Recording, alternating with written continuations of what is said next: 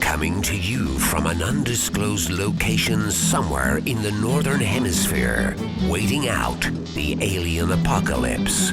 He is armed with a machete and a microphone. This is the Mysterious Outpost. This is a very fascinating discussion tonight, or we're going to have with John Lear. I have interviewed him before on another program that I had once before, but he is very knowledgeable on many topics, including the moon, UFOs, the paranormal, and it's just, I feel like a fat kid in a candy store talking to John Lear. He has been on many programs. I'll give the links in the description below. Check him out for yourself. But anyways, welcome to the show, John. How you doing, man? Hey, Mike. Thanks. Everything's great. So tonight, we're going to talk about a few things within this next hour. But of course, you don't need an introduction, John. You're one of the few people that doesn't need an introduction. But but you posted on Facebook a few days ago of these images that you of the moon, of the spaceport on the far side of the moon. And I'll give the link in the description so the audience can see these images as well. And me and Brad discussed this a little bit today with these images that you posted. And you also put on here, quote, "Our thanks to NASA and its owners and operators, the generals and admirals in the Pentagon who continue to deceive the public about their true intentions and who jealously guard any information acquired about the moon through the unacknowledged courtesy of the public whose stolen taxes paid for it." John, remarkably said, my friend. Yeah. But yeah, explain these images a little bit, John. Well, the one of the spaceport, a friend of mine in Florida found it, and actually he didn't see the spaceport. He saw the what he thought was a crater, but it wasn't a crater. It was a saucer parked at the spaceport. So I started enlarging this, and I have, by accident, I got some pre-1970 NASA picture books of the lunar orbiter. Now, the lunar orbiter was a series of 5 orbiting cameras that they sent around the moon to take pictures, allegedly for the best place for Apollo to land. Now, we all know now that Apollo was fake. They never went to the moon. They never got more than 500 miles out into space because of the Van Allen belt. But they did get these pictures with a camera that Lockheed made, and they called the lunar orbiter. And what happened is they'd take the pictures and then develop them as it was orbiting the moon, and then send it back to Earth. And down in Houston, they had a special room where they'd receive these pictures, and they would make them into 15 by 20 photographs. And so they made 2 books. One is SP200, and the other's, I think, SP220. And it explained how the orbiter worked, and it had pictures of the moon, and it had diagrams of where the camera was pointed. And so when I saw this picture that this guy, Brad Sage, sent me, I looked to see if there was a picture in one of these books. Now, NASA in 1965, 1966, 1967, were not really into a lot of airbrushing. They knew there was stuff up there, and they didn't want us to know. And they did airbrush a little, but not in the way that they started in 1970 in earnest. So if you can get books before that they have, you're liable to find some really good stuff. And I did find the original picture of the spaceport that they had failed to see an airbrush. And so I enlarged it, and it's obviously there's a terminal, and it has 3 wings, and there's a saucer parked there. And then over on the left side of the photo is a control tower, and it's just exactly like control towers we have here on Earth, and everything looked real nice. So this is one of the photos that I post on the different places that I go. Open Minds used to be a place where I posted. And then a couple of weeks ago, I got interested in Facebook and started putting these photos on Facebook. And I can tell you one thing. I can tell you one thing, John, that with nature, or just, nature doesn't create right angles like this and these type of structures. And you can definitely tell this is not naturally made. And the thing is, I agree with you. I've been very familiar with your work for quite some time now.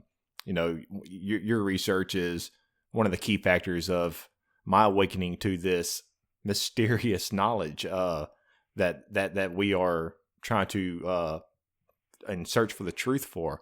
But these with NASA, and just like I said, I listened to you on other interviews, and I believe you have stated that we never went to the moon with the Apollo missions. Now, let's say that we never went to the moon. How did we, and I agree with that, how did we, or the NASA, or some other deep cabal, some other rogue group out there, how did they get the intel, the intelligence about these structures on the moon? Because how did they get past the Van Allen belt, for one, to get these images on the far side of the moon, John? Well, the cameras can go, and the orbiting cameras can go. That Van Allen belt doesn't affect them. It's humans that the Van Allen belt affects, and E.T.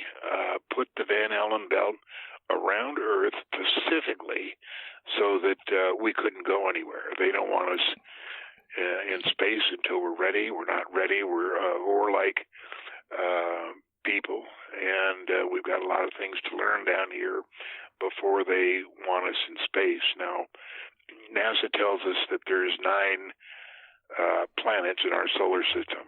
That's bullshit. There's 40 planets in our solar system. And of those 40 planets, each one of them has 2 or 3 moons. And the 40 planets and the 2 or 3 moons of each planet has at least 3 or 4 different types of civilizations. So there is so much going on, so much trade in minerals and farming and stuff like that. For instance, the people that live on the moon, they're humans just like us, except they're far, far more advanced. And they mine up there. Some of the pictures, specifically Lunar Orbiter 1-102, is a fantastic picture, and it was on the far side, and it was taken as the first lunar orbiter made the first orbit as it came around to the from the far side to the near side. And the picture is fantastic, and on Facebook I've posted some of those pictures. There's a guy, John Fountain Sr., who has made a video on Facebook, and he's made a video, a 3D rendering of not only the spaceport, but of the mining operation that was taken by Lunar Orbiter 1-102, and it just, hundreds of mining operations. There's roads and particles and just all kinds of stuff up there. But the cameras took all those pictures. NASA tried to airbrush some of them, but they didn't make all of them. So every once in a while, we'll make a real nice discovery, and that was the spaceport. Now, NASA sends out people on Facebook to say, what you guys are looking at is just just over contrasting. It's not really what you're looking at, and they try to downplay this stuff and say it's really nothing. But you're right. That kind of stuff doesn't happen in nature, and it's definitely not a pile of rocks, which these NASA disinforming agents try to tell us. There's really something up there. Now, I estimate the humans up there, there's to be a 250 million people up there, but not only on the far side, but on the near side. A lot of people refer to, every once in a while, somebody will come on and say, I hear there's a base on the far side. Not a base. There's all kinds of towns, all kinds of cities there.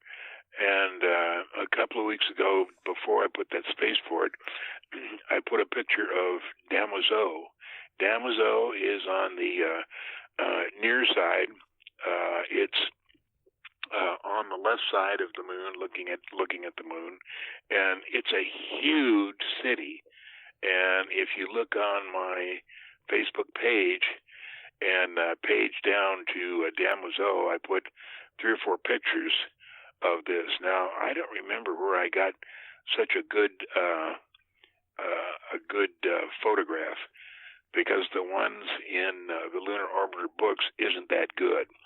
But the one I posted is fantastic, and it just shows hundreds of buildings and streets and all kinds of stuff there. But there's a lot of stuff going on the moon there, and NASA, of course, tries to tell us that there's only one, the gravity is 1/6 that of Earth. That's wrong, because Newton was wrong, because he felt that gravity was made directly affected by the mass and the size of a planet. It has nothing to do with the mass or the size, and the actual gravity on the moon is 68.71% of Earth's gravity. And it has a breathable atmosphere. And in the next, tomorrow, I'm posting a photo that was taken by the Yerkes Observatory in 1946. And up towards the north part of the moon, to the northwest of Endymion, there was a huge explosion. And you can see in this explosion, you can see dirt and debris and dust and vapor and whatever is there going in a vertical column all the way to the top of the atmosphere. Now, the atmosphere on the moon is a breathable atmosphere, and it's only about 15,000 to 18,000 feet high. And this accounts for, some people say, well, there can't be an atmosphere because we can't see it with an occultation. Well, the fact is it's not high enough to be able to see an occultation. And one thing I'm posting tomorrow on this Yerkes 1946 picture is an excerpt from the book by V.A. Firstoff, and the title is The Strange World of the Moon. And he tells, when he was researching the moon, that he could see an atmosphere, and he tells how he saw it, even though it wasn't very thick. So the atmosphere up there is equal to 18,000 feet on Earth, and the people that are invited to go, and there have been thousands of people on Earth that have been taken by the people on the moon up there for a couple of weeks tour. Now, the first week is spent decompressing because of the places we live on the Earth is usually near sea level and not much higher than 5,000 feet. But the pressure on the moon is much less. It's equal to 18,000 feet here on Earth, and you have to decompress for about a week before you can get to the point where you'll be able to walk around and exist on the moon without feeling bad or getting bad. Now, in 1956, a guy went to the moon. He was invited up there, went through the decompression, and then was taken on a tour with some other people from Earth. His name was Howard Menger, and he did have a website for many years, and just recently we found out that it's not there anymore.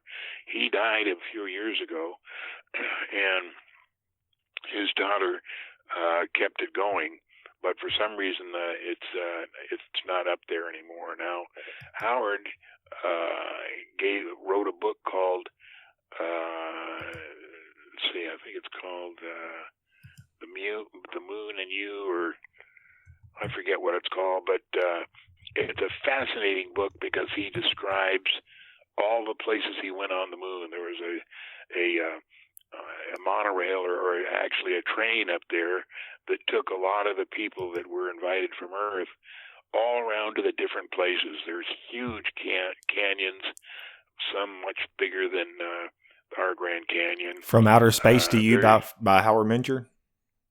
Yeah, that's it. Okay. From Outer Space to You. Okay, so in the book, he talks about all the places he went, and then when he came back, he became an advisor to the Pentagon on what was going on the moon, and he was an advisor for many years, and that's how the Pentagon knew what was going on up there. So, how did these people? You said they're similar to us, if not us. How did they get to the moon? Did they get there through the secret space program? No, they're not from Earth. They're from someplace else.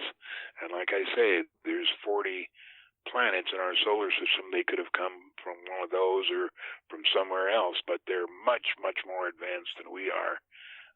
So they definitely didn't come from Earth. I may be asking you to speculate a little bit. Are these what maybe the ancients, and even, I don't want to get biblical or anything like that, but of the ancient texts talk about the Watchers, because the moon it's pretty damn close to Earth, and they are watching over humanity to make sure that they keep us in check here on this prison planet. Yeah, I don't think they did. That job belongs to the Greys. Now, the Greys are androids. They come from Zeta Reticuli 2, and their job is they work for good ETs and bad ETs. There's no particular one set of ETs that they work for. Now, they have huge laboratories inside the moon, and that's where they do all their work. They, we used to think that the abductions on Earth were only 1 in 10 human beings, but the fact is, every single one of us are abducted almost every year of our lives. And the reason they abduct us is to be sure we have the latest upgrades in technology. They want to be sure that everything is okay. The ETs, I don't know who made us, but they're the ones that employ the Greys to check on us. And if we could, every once in a while, somebody will report seeing a flying saucer, but if we had a switch that would show how many flying saucers were in the air at any time during the day and night, people would be shocked. If you could turn a switch and show it, the sky would be black that there's so many saucers. because all of these saucers come down and they abduct people. They take them to the moon, and usually the trip from the time they take them, they always take them at night. From the time they take them out of their bed, put them in the saucer, go to the moon, go through the check that they need to go through and come back, is only about 45 minutes. My grandson was taken when he was 11 years old, and he came running into my den in the afternoon about 4 or 5 o'clock and said, Grandpa, I just went to the moon. I said, cool.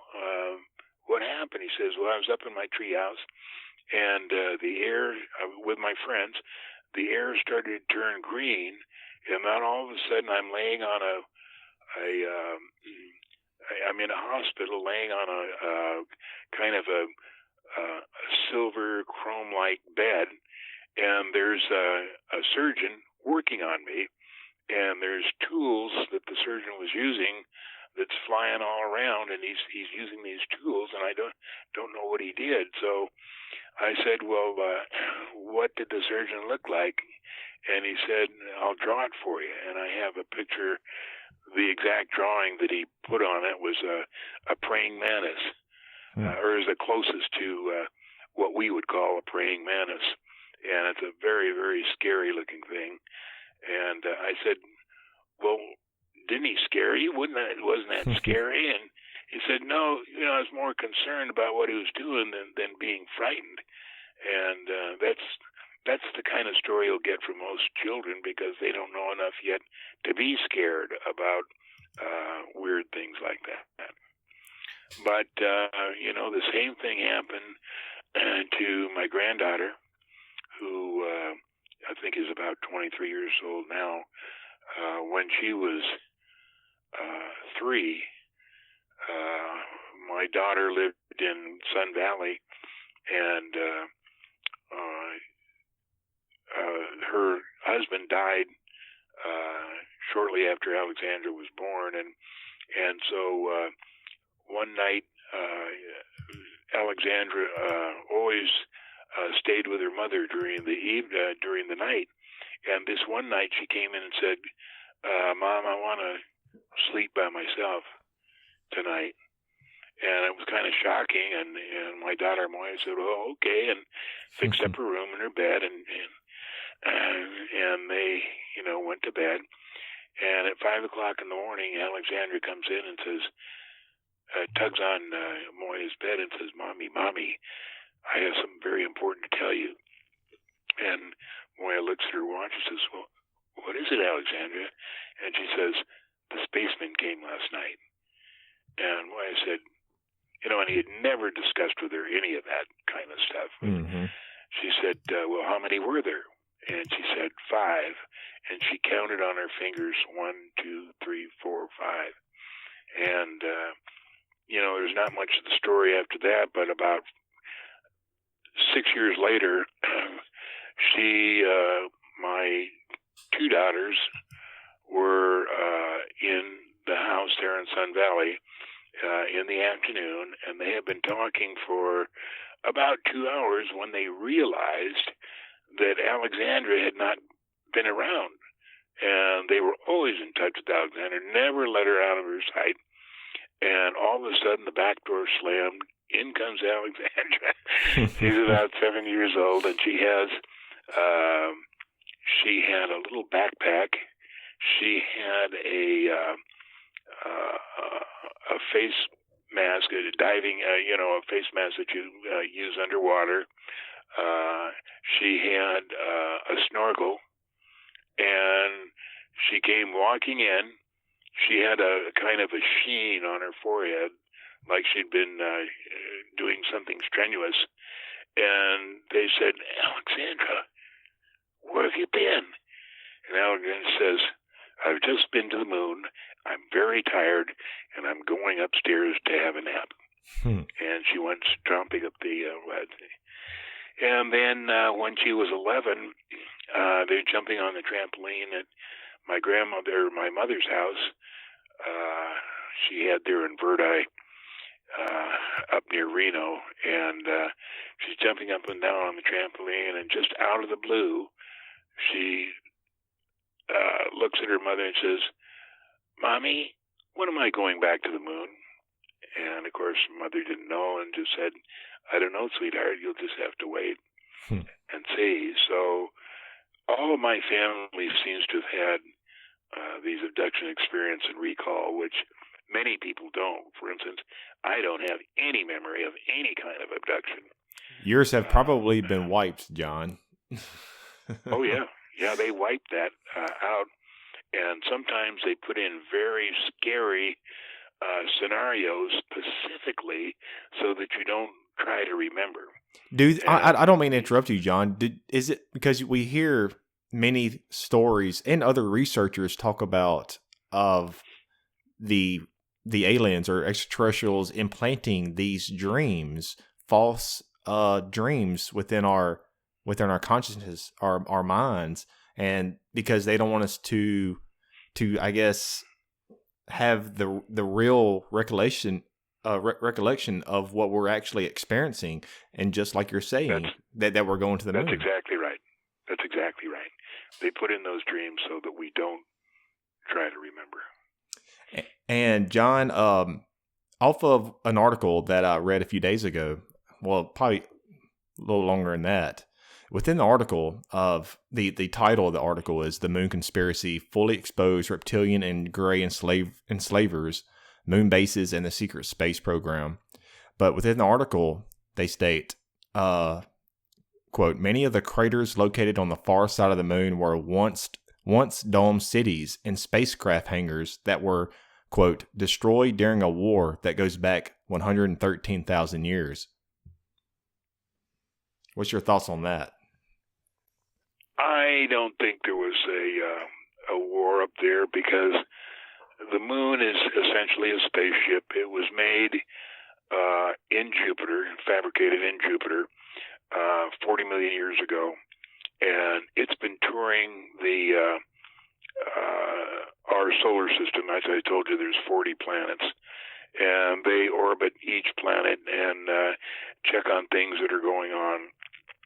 And it was towed into orbit around the Earth about 15,000 years ago, after the last ice age. You said 15,000? You said 15,000 years? Yeah. Okay. And there was a guy named Norman Berggren who wrote Ringmakers of Saturn. Mm-hmm. And he was a very knowledgeable engineer. He worked for many of the large corporations, Lockheed, Douglas, and he lived in up there near Los Altos Hills. And in 85, there was a convention, and I went there to show some of the stuff I had, UFO convention. And when I was in San Francisco, I went by to see Norman, and then since then I've seen him several times.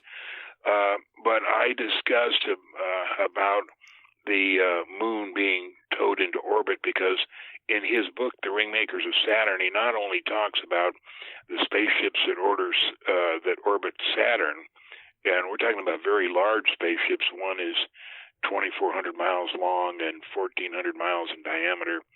And he says the ring makers of Saturn, he thinks they're making the rings. I don't know.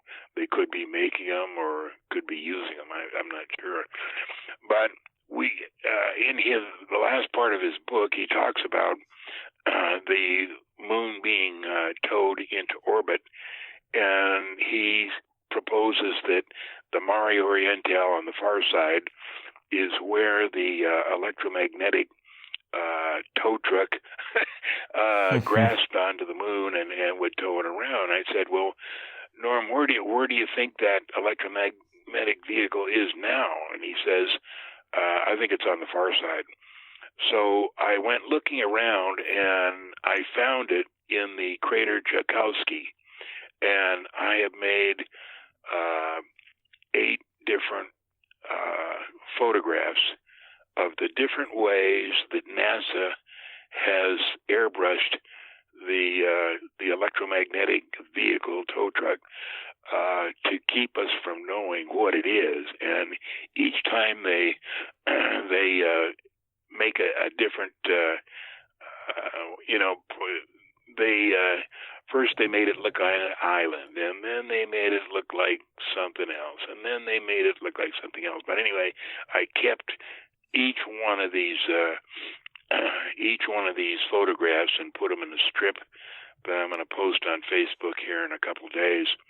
And we're trying to find out the original shape of the tow truck. And it was found, I forget the gal's name who found it. She was in Florida. And we told her the problem is that we were trying to find the original photograph. And she found it, and the way she found it was there was a NASA book of different craters, and they were thumbnail sketches. And when they put Tchaikovsky there, they didn't bother to airbrush it because the thumbnail was so small that you couldn't tell exactly what it was.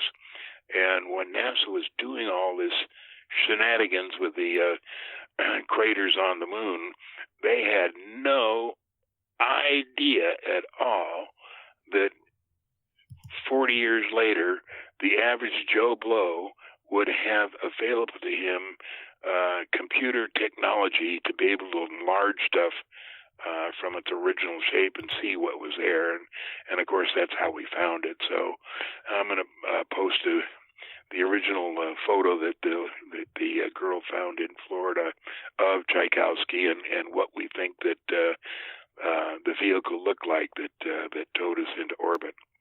And I'll be looking. Go ahead, John. There, in 1993, a gal named Perry Spolter, that's Spolter, wrote a book called The Gravitational Force of the Sun. And she proved scientifically and mathematically, she's a mathematical genius, she proved scientifically and mathematically that Newton was wrong, that gravity has nothing to do with mass, has nothing to do with size, and that Einstein was an idiot. His theory of relativity, both general and special, is just pure nonsense, mainly because it's based on Newton's gravitational law of gravity. And so everything that Newton said about gravity is wrong. Everything that Einstein ever published about anything is wrong. He was just an idiot. And Einstein's friend, Simon Newcomb, was the head of the Naval Observatory in Washington, D.C., and this guy, Simon, went over to Paris in 1870 and discounted the lecture that I'm trying to think of the guy's name. See, I have it right here. I forget. He was a Danish astronomer, very knowledgeable, did a lot of work on the moons of Saturn. And in 1856, he gave a lecture where, based on his information, he thought that on the far side of the moon there was a breathable atmosphere. And this was at the Astronomical Society get-together there in 1856, and everybody was really enthralled with the information and what he presented. 15 years later, in 1870, Simon Newcomb went over there, and without one shred of evidence, just based on what he said that everything that this Danish astronomer said was wrong. And then everybody, thought, okay, well, if Simon Newcomb says that, then it must be wrong. The Danish astronomer challenged him to a debate, and Simon Newcomb wouldn't debate him. And Simon was obviously, he was an admiral, and as long ago as 1870, he obviously knew that something was on the moon. Obviously knew people lived up there, and he was trying to keep it a secret as the Navy has done all these years. Now, going back to NASA with the Apollo missions, there has, and this is another article as well. Neil Armstrong relayed the message to Mission Control that two large mysterious objects were watching them after having landed near the moon module, but his message was never heard by the public because NASA censored it. And okay, let's say that we never went to the moon physically, but you say that we sent probes and cameras up there. So let's say that's the case. Do you think that NASA or some other agency is actually seeing these objects up there on the moon, and that's the reason why we get these other things like Neil Armstrong saying that he saw UFOs on the moon, or other astronauts saying that they saw things around the moon or on the moon as well?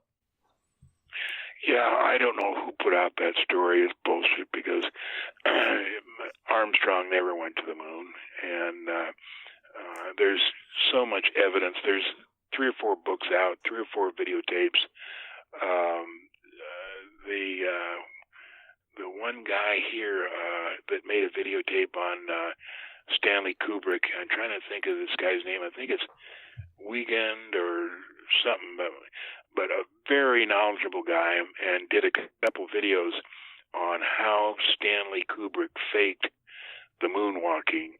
And then just recently I saw a video on the web that has Stanley Kubrick saying exactly who asked him to fake the moonwalk. He said, President Nixon asked me to come to the White House. He said that there was no way we could go to the moon and we couldn't disappoint the public. And would I be able to fake the moonwalks? And the reason they picked Stanley Kubrick is because of the work he'd done on the 2001 movie, Space Odyssey, and how great it looked. And so he went to London. They used a studio in London, and he did all the fake moonwalks there. And both Stanley, now the intent was after Stanley Kubrick had done the fake moonwalks, they were going to kill him because they didn't want anybody left alive who knew about the fake moonwalks. But Stanley essentially hid out in his house for the rest of his life, and they couldn't get to him. So he managed to make a couple of videos saying exactly how it happened, that President Nixon was the one that asked him to do it, and that's why he did it. And there's some photographic clips of the set that he did in London, and really a great guy. I'm not sure how long ago he passed away. I think it's several years. But there are a couple of good videos out there that show exactly how they faked the moonwalks. So what exactly was life? I might be asking you to speculate, but your knowledge in this field, because all the research that you have done, you have accumulated many other researchers' work over the years, and just whistleblowers, people that have talked to you under the table, fed you information, whatever. So, what was life on Earth before the moon got towed here by this gravitational tow truck or whatever it is that you talk about? What do you think life was like here on Earth? Were we more free people, or more free civilization here on Earth? And when this moon did get placed in orbit 15,000 years ago, did it kind of create this prison which we live in? Well, first of all, the Earth is between 13 and 16 billion years old. The 5.6 billion that NASA says is just bullshit. But in the last 13 to 16 billion years, there have been thousands of civilizations far more advanced than we are, very far more advanced on Earth. And the people who put those civilizations on here for whatever reason, it goes along for several thousand years, and then they decide enough of that experiment, and they shake and bake the earth and toss it around and bury everything, and then start a new program. Now, that is the reason we hear stories about Atlantis and Plato talking about how far advanced it was and how far advanced they were. There's not only Atlantis, but there was thousands of civilizations before us that were far more advanced than we are that have been established on Earth. And those that's why we keep finding stuff underground. For instance, the Appalachian Mountains, there was hundreds of pyramids, much larger than the Pyramid of Cheops in Giza, and pyramids all over the earth, and they were some kind of power generators. And somebody told me how that worked, and I don't remember, but pyramids were essentially power generators. Now, the only one that's, there's a few left in South America. There's 3 in the Giza there in Cairo. I was fortunate enough when I lived in Cairo for 2 years, and the pyramid was still open. You could still go all the way inside and up to the different chambers, and I was fortunate enough to be able to do that before they closed it down. Now they won't let you go inside at all, and the reason was because the human sweat was destroying the structure in there, and so they quit letting people go in there. But when I was able to go in there, it was fascinating crawling up those chambers and seeing how closely fit those blocks of stone, that weighed many, many hundreds of tons, and how close they were fit. You couldn't even put a razor blade in where they were fit together. And the stories we hear about the ancient Egyptians rolling up on logs and stuff like that is just pure nonsense. There was a technology that built those pyramids, within about 15 or 20 minutes with the technology they had, and but it wasn't Egyptians rolling logs up there. We certainly fed Mike of a lot of BS. It's just unfortunate, and the military has control of all the information, and they use it for their own purpose. But Mike, the reason we're on Earth, and yes, it is a prison planet, we have all lived hundreds of lifetimes before. You have, I have, everybody you know has. Life is eternal. We don't have to get dunked in water, and we don't have to eat crackers to get eternal life. We don't have to beg eternal life. It's automatic. We all live for eternity. And once we're done with this life, we get another one. But the reason we're on Earth is all of us, and also let me say that there's 1 billion Earths, 1 billion prison planets. The reason we're here is because we made a mistake in our last life. We did something we shouldn't have done, and we're here on Earth to learn how to live with integrity, without envy, without hate, without greed, and to express our love to our family members each and every day. That's all we got to do. We don't have to make money. We don't have to invent stuff. We don't have to round up all the girls that we can. All we have to do is what I just told you, and that's live with integrity, without envy, hate, or greed, and to express our love to our family each and every day. And that's what we're here on Earth to do. Exactly, John. Well said. And you're just discussing the prison planet, and the thing which you have talked about numerous times on other programs. But the thing that just popped in my head when you was talking about that was, there's other researchers that talk about an ancient war in the heavens, and that many manuscripts and ancient texts describe that as well. But so we can all come to the conclusion that there are good and bad ETs.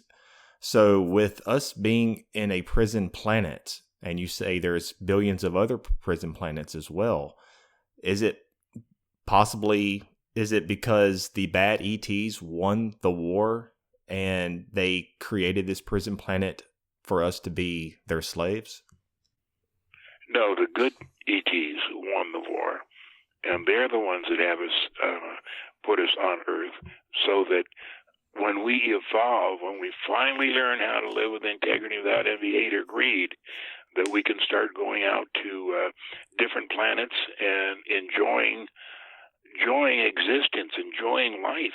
It's so fantastic out there. When we get out there, people are just absolutely enthralled and wondered how we could have been so stupid as to, mess around on Earth and do all the naughty things that we're doing, when all we had to do is learn how to conduct ourselves and then go out into space and do all kinds of wonderful things. Now, let me tell you, have you read any of Lou Baldwin's books? No, I haven't, but I'm familiar with them, though. Okay, Mike, you gotta read those books, because there's 5 or 6 of them. He has been there, done that, a great guy, and there's so much information in those books. You'll see what I'm talking about if you'll just, they're not very long, but they have wonderful stories in there. And if you'll just take the time to read a couple of those books, he has a website called Extraterrestrial Nation, and occasionally I post on the forum there. But you really should do that, because you'll find out what's really going on in the universe. Now, we're told this BS from NASA that the universe is only something like 16 billion years old. It's infinite. There was no beginning. There was no end. There was no Big Bang. That's all nonsense. There's no gas giants. Jupiter, Uranus, and all those planets out there, they're not gas giants. The only gas giant in our solar system is spelled NASA. That's the only gas giant. That's true. But Mike, if you just read a couple of Lou Baldwin's books, you'll really be informed on what life is really about and how fantastic it is out there. For one thing, when you get out there, to go from one side of the universe to the other takes a split second. There's none of this, using rockets or spaceships or anything like that.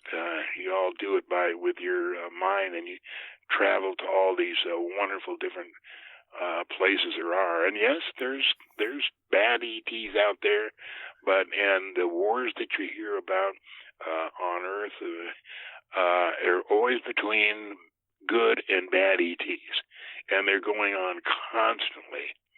But sometimes the good ETs win, sometimes the bad ETs win. But that has nothing to do with us. We're here to learn how to live with integrity and without envy, hate, or greed. Are they working with certain governments of the world? Yes.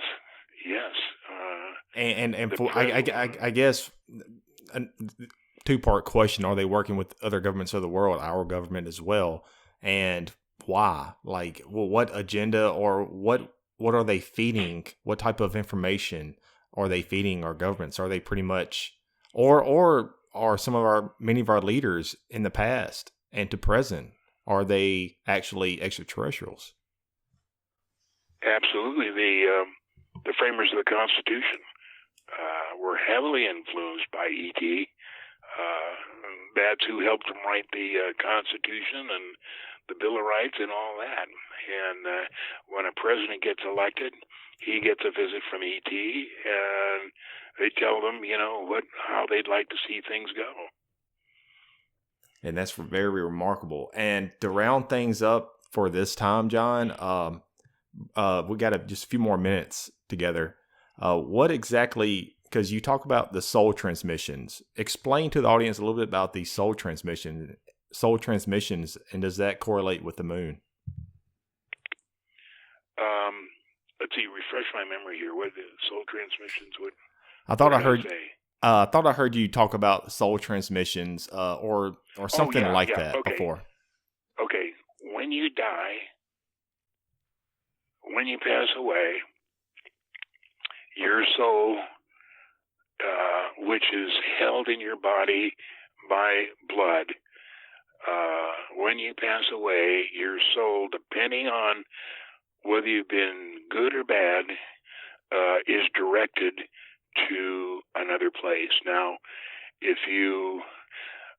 when you die, for instance, when Steve Jobs passed away here a couple of years ago, his family was around his bed, and just about 10 seconds before the doctor declared him dead, he said, "Oh, wow. Oh, wow. Oh, wow." And what he was seeing was the lobby of where you go when you die. And you're met by whoever you believe in. Now, if you believe in God, if you believe in Jesus, if you believe in Buddha, if you believe in Allah, or in my case, I believe in the Great Pumpkin, but whoever you believe in will meet you there after you die and take you and introduce you to all the people that you have met in your previous lives. Not all of them, because there's too many, but some of your great friends that you have seen. And after about 30 or 40 minutes of mixing with the old people that you've known in previous lives, you're taken into a room and you're given what they call life review.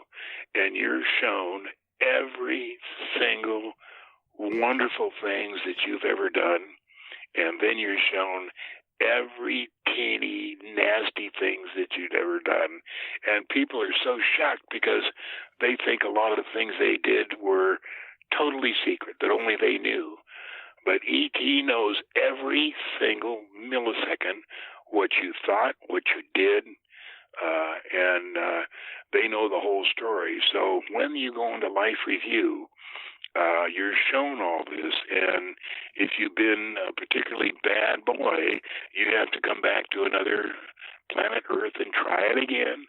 Try to learn how to live with integrity without envy, hate, or greed. Or, if you've been a good boy and you've learned your lesson, you get to stay there in what's called the fourth dimension, and what people call heaven. But if you have a concept of heaven, being in the fourth dimension is 1,000 times better than any heaven that you could imagine. And the people that get there are so thankful that they have been good individuals and have learned their lesson, because it's so fantastic about that. Now, a few years ago, I was reading Joe McMonagle's book. He was in the remote viewing. I even took a remote viewing class myself with Angela Smith, and because I thought it was so interesting. But McMonagle wrote a book, and in it he says that he was tasked by the Army to find out where the soul went. And so there was a guy that had been in an automobile accident south of San Francisco, and they sent him to follow the guy's soul, and it went directly towards the moon. Well, and the closer that he would get to the moon, the louder this transmission would be inside his head, and says, "You're not allowed here. Don't go here. Break off this following. This is not your place." Da da da. And finally, it got so loud and so threatening that he broke off. But anyway, at the same time, I was looking at the video that disinformation agent Richard Hoagland put out, called Moon-Mars Connection, and it had the picture of the tower in the middle of the near side face, and it's in a crater called Mosting 1, and it's 6 miles tall. It's made of what we would call glass, because you can see through it, and it has a tripod that's 5 miles up, and on top of that tripod there's a cube, and it's 1 mile on each side. And so I thought that maybe the souls were going to that thing because it was directly in the center of the moon. And Lou Baldwin has said, no, it's not, but I think it is. Now, when you die, there is 100 different places that redirect where your soul goes. There's not just one place. There's hundreds of different soul transfer places. And I thought that the moon, the square and the cube on the moon might be one of them. I don't know, but there's so much interesting stuff on the moon. The crater Aristarchus I posted on Facebook. That was the first thing I posted there, and people could not believe it. We were attacked by NASA disinformation agents saying, "Oh, you're just seeing what you're seeing is over contrasting." And I'm telling you, the picture of Aristarchus, I got personally from a guy, an astronomer in England, who made a picture of the moon with his telescope out of 192 separate photographs, put them all together. And the stuff we found, I was posting on Above Talk Seaford at the time, and I sent a DVD with them so that they could post it with, I think it was 10 or 15 megabytes each photo. There is so much going on up there. The ones I posted on Above Talk Seaford was the north face of Copernicus. And you can get those identical pictures if you go to thelivingmoon.com, which is a website that belongs to me and Zorgon. Zorgon is Ron Schmidt and has done fantastic work on showing all the stuff that's going on up there on the moon. Awesome. And wow. That's all I can say is wow. This hour has flown by with you, John. And I figured it would because, just like I said in the beginning of the show, this type of information that you research over the years makes me feel like a fat kid in a candy store because there's a lot of food for the mind, a lot of candy for the mind, and a lot of things to try to digest. And you take us down to... Call me anytime, Mike, because to find a guy that has such an open mind as you is rare. And yes. I don't mind talking forever with somebody like you. Well, because, your mind is like a parachute and it works best open. But, you can't be deceived either. But the thing is, you have to have an open mind about everything. Because once you say you believe something, you pretty much, you're setting your mind with boundaries. You're setting your mind with limitations. And that's the reason why I think we're stuck in this shithole and we're not progressing as a society, consciously and physically. Exactly. Well, John, you have a good evening, sir. I salute you, and we will definitely stay in touch. Okay, thank you, Mike. All right, bye.